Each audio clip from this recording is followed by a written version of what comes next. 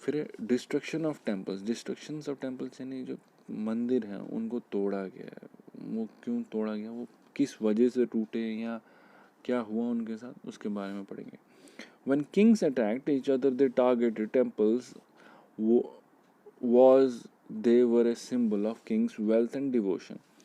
जब जब उस टाइम पे जो बादशाह थे एक दूसरे के ऊपर हमला करते थे, तो वो क्या, वो मंदिरों के ऊपर भी हमला करते, क्योंकि उस टाइम पे जो बादशाह का जो सारा जो पैसा है वो सब मंदिरों में होता था। In 19th century, Pandyan king Sri Vallabha invaded Sri Lanka and defeated King Sena I. 9वीं शताब्दी में क्या हुआ, जो पांड्यन किंग था श्री वल्लभा, उसने क्या किया, उसने श्रीलंका पे हमला बोला और वहाँ का जो बादशाह था उसको हरा दिया, जिसका नाम था किंग सेना I, and took him with jewels, golds and precious wealth of temples, especially a huge golden statue of Buddha. तो उसने क्या किया, उसने जितने भी हीरे जवाहरात, सोना, सब जितनी भी कीमती चीज़ें थी उस मंदिर से वहाँ के मंदिरों से ले गया, और खासकर एक जो बुद्धा की मूर्ति थी, जो भगवान बुद्ध थे उनकी मूर्ति निकाल के ले गए। But later the next Sinhalese ruler Sena II attacked the Pandyan capital Madurai and took the Buddha statue back home.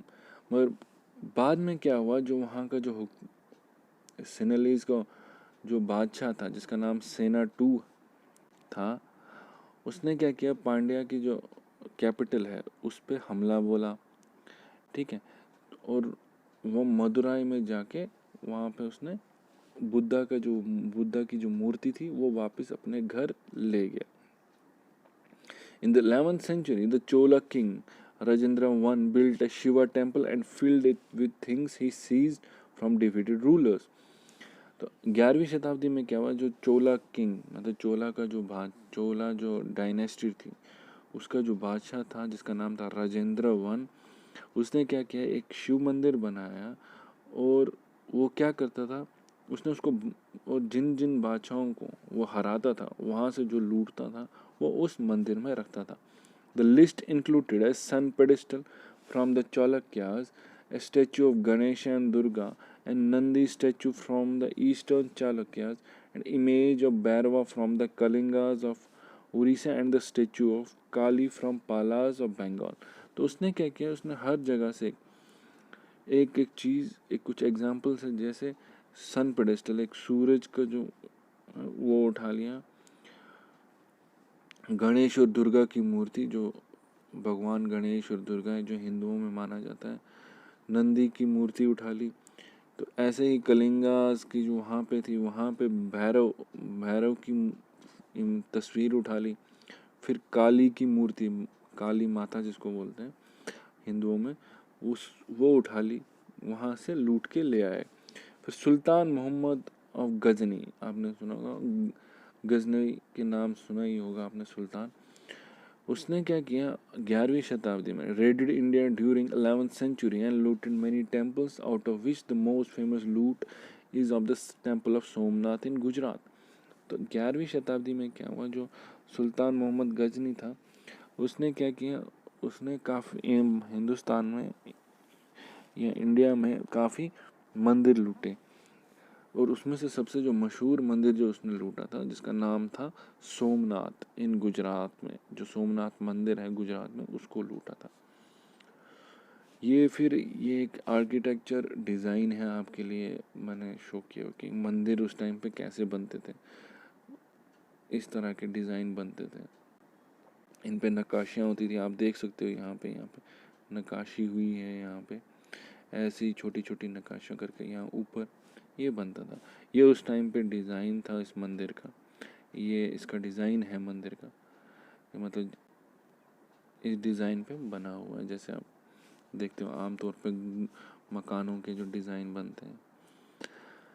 फिर है गार्डन, स्टॉम्स एंड फोर्ट्स, यानी जो बाग बगीचे हैं, मकबरे हैं, फोर्ट्स, ये क्यों बनाते थे, ठीक है, और वो किस तरह के बनाते थे। In Babur's autobiography, he describes his interest in planned and laid out gardens with rectangular walls and divided into 4 quarters by artificial water channels.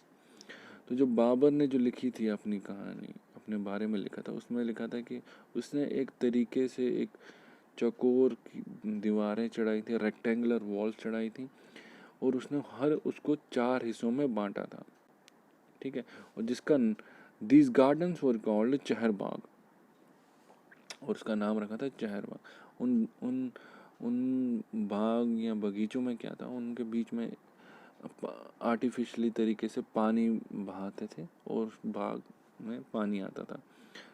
वो आपको अभी समझ आएगा, आगे मैं एक फ़ोटो दिखाऊंगा आपको।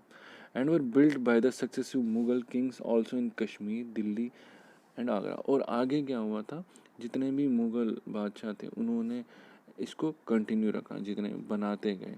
जैसे कश्मीर में बनाया गया है, जैसे कश्मीर में फेमस है मुगल गार्डन, निशात है, शालीमार बाग है, ये सब वहाँ पे फेमस है, तो आप देखते हो उसमें। फिर दिल्ली और आगरा में ये सब यहाँ पे।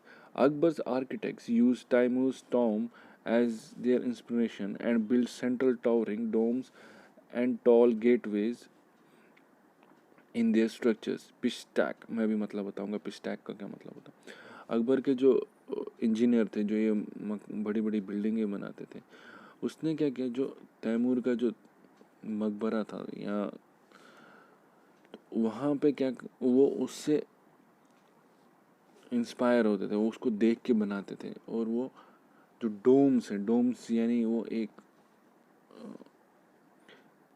डोम्स यानी एक छत होती है जो कर्व शेप में होती है, तो वो उसमें जाते थे, वो उसको देख के बनाते थे। और बड़े बड़े गेट, टॉल गेटवेज, पिस्टाक, पिस्टाक मतलब लंबे गेट जिनके ऊपर नकाशी की गई हो, ठीक है।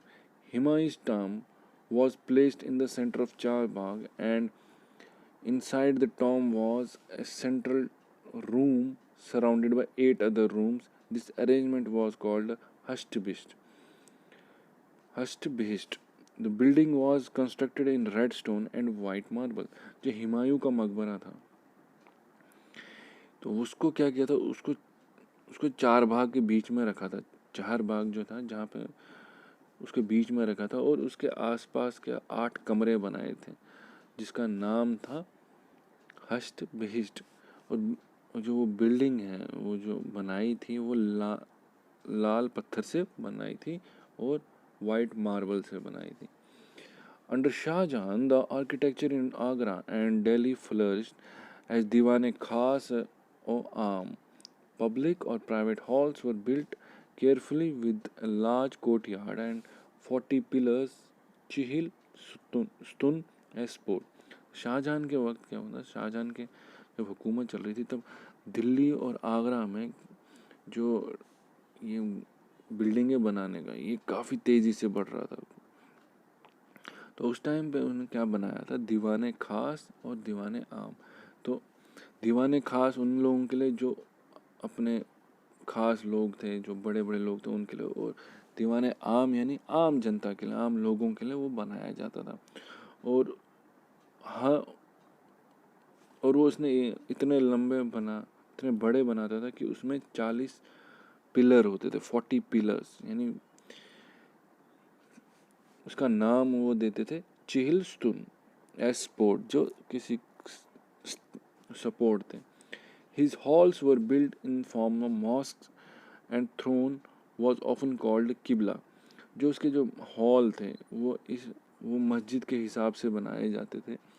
मस्जिद में जैसे बड़े बड़े हॉल होते हैं तो वैसे बनाए जाते, और जो उसके थ्रोन थे जहाँ पे वो रहता था उसको किबला नाम दिया जाता था। किबला, जहाँ से वो हुकूमत चलाता था, तो किबला नाम दिया जाता। और the direction face by Muslims at prayer, वो डायरेक्शन वो जहाँ से मुस्लिम अपनी दुआ करते हैं, दुआ अदा करते हैं, ठीक है। फिर आगे था behind Shahjahan throne at Red Fort in Delhi were pietra dura inlays that depicted the Greek god Orpheus playing the lute. Shahjahan के जो जहाँ पे शाहजहां बैठता था, जो उसकी कुर्सी थी, मतलब एक तरह से तख्त था जिसको बोलेंगे, थ्रोन को एक हिसाब से तख्त बोलेंगे, जो वहाँ पे था लाल किले में जो था, उसके पीछे क्या था, जो दिखाया गया था कि ग्रीक गॉड था जिसका नाम था ऑर्फेस, वो क्या ल्यूट एक तरीके से गिटार ही समझ लो आप, वो बजाता था। और उसका उसका मानना था कि उसका जो वो ल्यूट है वो बड़े से बड़े शैतान को चुप करा सकता है। During the early reign of Shah Jahan in Agra, nobility built their homes near the river Yamuna, and the cheharbags constructed here were also known as riverfront cheharbags, as the homes were built on the edge of the garden near the river instead of the center of the garden. तो शाहजहां के शुरुआती दौर में जो वहाँ उसके साथ जो लोग थे, उसके साथ जो काम करने वाले जो थे, वो उसके आसपास ही यमुना के आसपास ही अपना घर बनाते थे जिसका नाम था चारबाग जो है उसको रिवर फ्रंट चारबाग भी कहा जाता था, क्योंकि उसके आस पास ही सब घर मकान बनाते थे अपने। ठीक है। Shahjahan adopted this technique when he built the Taj Mahal, where a mausoleum was placed on the terrace by the edge of the river and garden to his south. Shahjahan ने भी इसी एक तरीके का इस्तेमाल किया जब उसने ताजमहल बनवाया था। उसने क्या किया था, एक गुम्बज के तरीके का उसके ऊपर लगा दिया, वो आपको को भी पता चलेगा। In his new city Shahjahanabad he built his palace on the banks of the river and allowed only special nobles to access the rivers. All others had to build their homes in the city far from the river. तो जब उसने नया शहर बनाया जिसका नाम था शाहजहानाबाद, उसने वो दरिया के किनारे बना दिया, दरिया के साथ बना दिया, और उधर सिर्फ उन्हीं को, जो उसके जो नोबल्स यानी जो उसके साथ उसके फैमिली वाले या बड़े बड़े उसके काम करने वाले उसके साथ, उन्हीं को ही वहाँ पे आने को अलाउ था, बाकी को शहर से बाहर बनाना था। अपना अगर किसी को मकान बनाना तो शहर के बाहर बना सकता था, वहाँ पे उसको कोई इजाज़त नहीं थी। फिर ये आपको कुछ पिक्चर्स है, ये मुग़ल गार्डन्स की मैंने कुछ पिक्चर्स आपके लिए डाली है ताकि आपको समझ आए कि वो गार्डन किस तरह के बनाते थे। तो ये मुग़ल गार्डन की पिक्चर्स है जिसमें ये निशात बाग है, आप देख सकते हैं। ये इस तरह के वो आर्टिफिशियल कैनाल्स बनाते थे, कैनाल्स यानी एक तरीके से नालियाँ बनाते जिससे पानी, ये फाउंटेन बनाया, तो ये सब उस टाइम पे काम करे। तो ये जो है ताजमहल है, तो ये जो शेप है ये उस टाइम पे मुगल्स में फेमस था, मुगल्स वालों का फेमस था। तो ये इसको बोलते हैं पिस्टैक, ये जो फ्रंट सा जो बड़ा सा गेट है इसको पिस्टैक बोलता है। तो ये डिज़ाइन इस पे जो काम होता है ये पिस्टैक है, ये पिस्टैक है, तो ये सब पिस्टैक। और ये शाहजहां का लाल किला, ये लाल किला है जो दिल्ली में है, आपको पता है, आपने पढ़ा होगा या आपने देखा भी है, बहुत बच्चों ने देखा भी होगा। तो फिर रीजन एंड एम्पायर, रीजन मतलब कहाँ पे, एरिया में कहाँ पे, और उनकी हुकूमत कैसे चलती थी, वो क्या करते थे, कि इस पे असर कैसे पड़ा इस। As architecture prospered between the 8th and the 18th century, many ideas were exchanged between different kingdom। जैसे जैसे ये जो आर्किटेक्चर का या ये इतने बड़े बड़े मकबरे या किले बनाने का, इनमें डिज़ाइन नक्काशी का ये बढ़ता गया, जो अलग अलग बादशाह थे उनके बीच में डिज़ाइन सोच एक्सचेंज होने, आपस में वो शेयर करने लगे। For example the Vijayanagara elephant stables were highly influenced by the architecture of the neighbouring sultanates of Bijapur and Golconda. तो विजय नागरा जो एलिफेंट स्टेबल जहाँ पे हाथियों को रखा जाता था, वो काफ़ी इस जो अपने जो पड़ोस में जो उसके जो सल्तनत थी जो बीजापुर गोलकोंडा, वहाँ से काफ़ी उसका असर दिखता है। In Vrindavan near Mathura temples were highly influenced by the Mughal palaces in Fatehpur Sikri. Vrindavan जो है मथुरा में, वो किससे उन पर असर पड़ा था, मतलब वहाँ के जो डिज़ाइन थे वो उन्होंने कहाँ से लिए थे। वो मुग़ल पैलेसेस जो मुग़लों ने जो बनाए थे अपने महल, उनसे लिए थे। जैसे जो नज़दीक में था उनके फतेहपुर सीकरी था। As large empires were created, cultures and artistic styles cross-fertilized to create a fusion of art and architecture. जैसे जैसे बड़े जो हुकूमतें बनने लगी तो उन्होंने क्या किया, अपने जो आर्टिस्ट, अपने जो ये स्टाइल है इसको क्रॉस फर्टिलाइज किया। मतलब कहाँ दो जगहों, कहीं पे जैसे छत का डिज़ाइन कहीं और से लिया, दीवार का डिज़ाइन कहीं और से लिया, तो एक एक नया आर्किटेक्ट बनाया। For example local rulers in Bengal built thatch roof that was used later in Mughal architecture as Bangla Dome. तो जैसे बंगाल में क्या हुआ, उन्होंने थैच रूफ बनाया। थैच रूफ मैं आपको बताऊंगा अभी अगले फोटो में वो कैसा होता है। तो जो मुगल आर्किटेक्चर में इस्तेमाल किया, जिसको बांग्ला डोम भी कहा जाता है। Although by the 18th century the Mughal Empire declined, their architecture still inspire many buildings and constructions even today.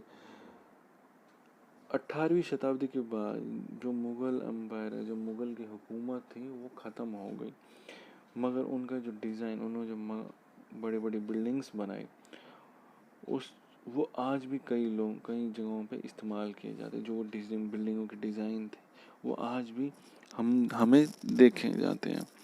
तो मैं आपको ये बांग्ला डोम बताता हूँ, ये कैसा है। जो बांग्ला डोम है इसके बारे में बताता हूँ। ये जो है, ये पहली जो फोटो है ये वो है एलिफेंट स्टेबल्स, ये हम्पी में है, ठीक है। तो ये यहाँ पे हाथियों को रखा जाता है, ये हाथियों को यहाँ पे अंदर घुसाया जाता था इन जगहों पे, इस जगह पे यहाँ पे हाथियों को रखा जाता था। तो ये मुगलों से लिया गया डिज़ाइन था। और ये एक मंदिर है वहाँ पे जिसको बांग्ला डोम टेम्पल कहते हैं। तो डोम का मतलब होता है जो ऊपर की तरफ इस तरह से हो, थोड़ा आर्क शेप का। तो ये जैसे हम मस्जिदों में देखते हैं जो ऊपर होता है उसको डोम शेप टेम्पल बोलते हैं। ये डोम शेप टेम्पल है ये, ठीक है। तो ये असर रहा है अभी तक। आज भी हम देखते हैं कि कई बार ऐसे डिज़ाइन बनते हैं, जैसे ये यहाँ पे ताजमहल के ऊपर है, ये आप डिज़ाइन देखो। ये आज हम भी कई जगह देखते हैं, मंदिरों में देखते हैं, मस्जिदों में, गुरुद्वारों में देखते हैं। तो ये मुगलों से लिया गया है, उनका असर है। शुक्रिया, उम्मीद करता हूँ आपको ये समझ आए। अगर कोई भी प्रॉब्लम हो तो आप मुझे यूट्यूब पे मैसेज कर सकते हो, अगर कोई भी दिक्कत आए आपको। Thank you.